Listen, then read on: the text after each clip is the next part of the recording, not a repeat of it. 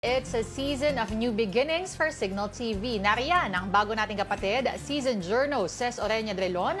Samantalang ang mukha ng balita, Anchor Pops J. Taruk, raratsyado ulit sa programang Ride Radio. Magbabalita si Mobile Journal, Marymon Reyes.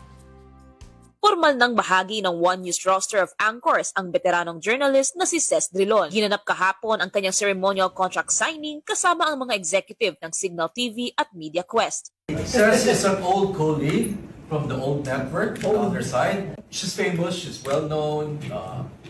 But there's only one thing I want to say about Ces. In that old network, at least, our old home, Ces was one of the most admired by her colleagues, respected by her peers and her colleagues, the people who know, who do journalism.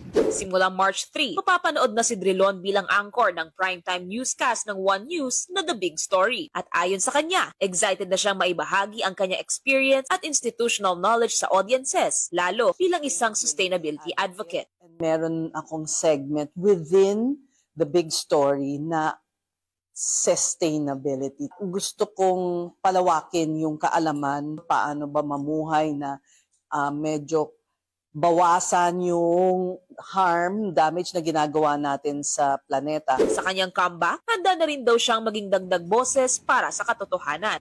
At this point in our nation's history, napakahalaga ng balita galing sa credible sources. So I'm very happy to be part of a credible organization. Lalong-lalo na ngayon, laganap yung mga sinasabing fake news na yan. Gusto ko lang maging instrumento sa pagkalap ng tamang impormasyon, tamang insights.